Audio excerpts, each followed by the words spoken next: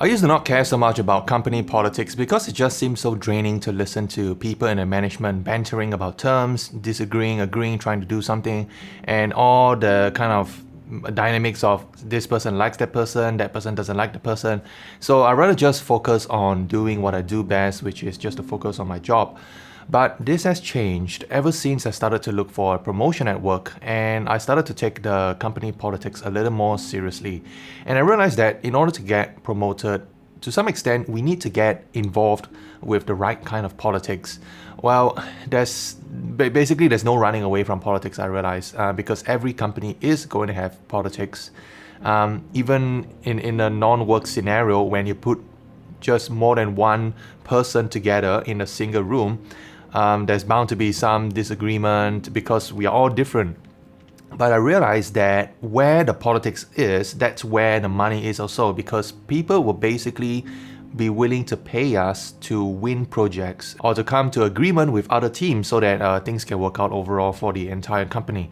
So I just want to go through the three types of company politics that I've seen happening again and again so that we can all learn a little bit about how we can overcome these. I'm also putting in my observations of how I've seen very tactful people navigate through the politics and reach a conclusion where everybody is happy.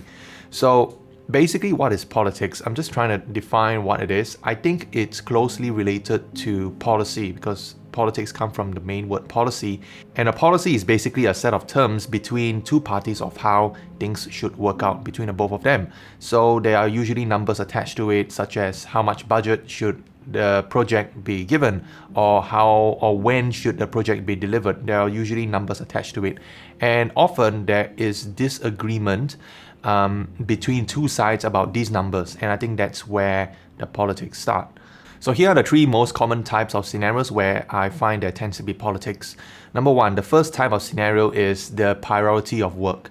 Because we all have limited resources, but nearly unlimited ones by different stakeholders. Everyone basically wants different things, and people generally need to agree on what work should be done first. In a company, I realize there's always a separation between the workers' economy and the manager economy. Like take for example a simple analogy. Let's say we have a factory that produces clothes, and there will be workers who will be actually spinning the yarn, drawing the design of the clothes, and then that's what I call the workers' economy. And then there will be the managerial economy up above, where managers will decide what product should we produce, what clothes should we produce, what design should we produce. These managers don't actually do the work, they are not hands-on. So coming back to the corporate example, I think that in any company there's always going to be limited resources as well. And this is a fundamental economic that we all learn in day one of economics, that is scarcity. It means that we don't have all the money in the world, we don't have all the labor resources in the world, so how exactly should we allocate our resources? What product should we focus first? So this is especially true in a multinational corporate company where there's likely a conflict between prioritizing the headquarters and the branch goals, because we all tend to have a home-based bias, a hometown bias, that we just want to produce our own work and get our own work done. But often there will be a disagreement where the branch people would say, no, you should produce our work first because our work is important. And the headquarters guy would say, no, we should produce our work first because we have all the resources here, and for whatever reason there tends to be conflict. So there will be calls after calls where managers try to work out the budget, try to agree on the timeline, and try to agree on what work needs to be done first. So the way I've seen how smart people and very tactful people get around this is that they basically tell the other side that if our work is not done, it's going to cost your side a lot of risks, a lot of inconveniences, and a lot of losses. And I think this basically plays on the mental tendency that we tend to fear losses more than the proportionate amount of gains. And that's something that I learned also from Daniel Kahneman, who is a behavioral economist. So I think how this can be applied is that when we make the other side feel that there's going to be a loss on their side, then they tend to feel more compelled to avoid that loss by basically prioritizing our work first. We all want to solve our own problems, which will turn out to be our gain. But if somebody else's problems doesn't get solved and that person tells us that it's going to affect us, then we tend to feel a bit more willing to do some of their work. So I've seen this argument being played out again and again, and the key word is risk. Risk is basically the probability that something really bad can happen. So in my observation, the first side who quotes the word risk first tends to so-called win the argument and get the work prioritized in their favor. So the second type of area where there tends to be politics is when it comes down to roles and responsibilities. Because in a huge company, work is usually divided into various roles where different people take care of different parts of a project, and each person is responsible for delivering a part of it. But there may be times when unexpected problems erupt and falls into the grey area of where it can be more than one person's responsibility to fix it. And I think that's where the conflict begins, because one side could go like say, no, it's not our responsibility to fix it, and it's your responsibility to give us in one piece, and you should go and talk to that person or to fix it. It's not my responsibility to run around the shop looking for solutions for you. And I think it becomes like a blame gaming game, and that's what we Asians call like playing Tai Chi, which is a martial art that involves like pushing your hands like this, and it's kind of like pushing responsibility away. And in the end, everyone is kind of like unhappy because their common objective is not being met, deadlines are being missed, and affects everyone because the work is not being done. The way I see how people get around this is that the people who care about the project would look for the person who has the power to decide. In every organization, there's always going to be an org chart which says who reports to who, but not everyone who is higher up will necessarily have more say in the project because they may not choose to exercise their authority as they are not involved so much in the day-to-day decisions of the project.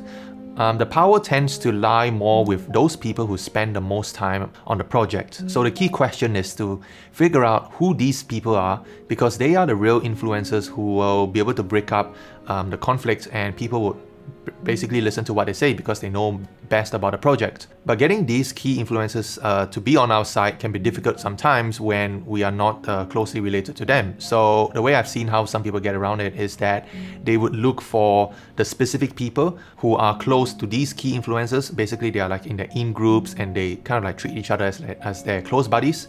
And also observe who are in the out groups where people just kind of like do business at arm's length. So it's kind of like the politics within the politics. We can notice this by watching closely, who gets along with one another, who finds it more difficult to work with, and who these key influencers have a good relationship with. So the main idea is to get the key influencers' opinions to weigh on our side so that in a group setting, they can say something that would be in our favor, and therefore it would sort out all the roles and responsibilities conflict, and things would eventually get done. The third area where I tend to see politics is in the design and deliverables. Like what I mentioned earlier about where there's a managerial economy and there's a workers' economy, the conflict tends to be between these two groups of people. It's kind of like a chicken and egg problem. Well, because a project usually starts with the goals and objectives being laid out in the design stage, and that's where all the managers agree on how things should get done.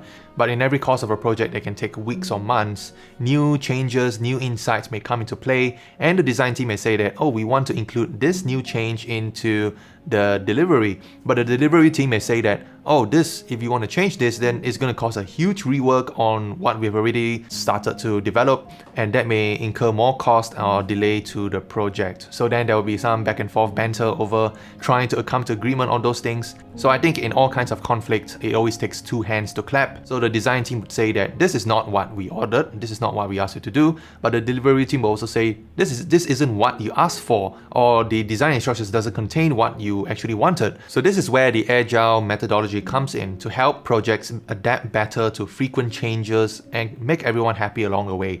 The traditional waterfall approach is to basically set in stone all of the design requirements on day 1 and deliver them on day 99 as it is. But this rarely works in the changing world where people find new things and the designers say that, oh, we want to include this new feature, or we heard some bad news from the other team that this part of the feature will not work anymore, so can we do it another way? So the tactful people that I've seen how they get around this politics is to convince the other side to take things on a more agile approach. An agile approach tries to solve that by delivering the project piece by piece, and the delivery cycles are basically shorter so that there is more real-time feedback between the design team and the delivery team, and make sure there are, more importantly, no new requirements at a point in time to ensure that everyone remains happy at every step of the way. So as we can see, when it comes to politics, it's always about people. It's always about trying to navigate through the jungle of disagreements and agreements, and talking to key influencers and studying what are some of the tried and tested methods of getting through these problems. Politics is really unavoidable in my view, and there's really a saying that I found on the internet that's really fitting. So the saying goes that politics is the grease of an organization's wheels to get things done. No one can escape politics, and I think that's why it's vital to know who the main players are and what powers they wield. There will be different characters in every political situation. Like in a movie, there will be the boss, and then there will be like the second in command, and then there will be like the peacemaker, and then there will also be like the troublemaker, and then there will be like this brainy scientist who has all the knowledge but just doesn't want to get involved in all the politics.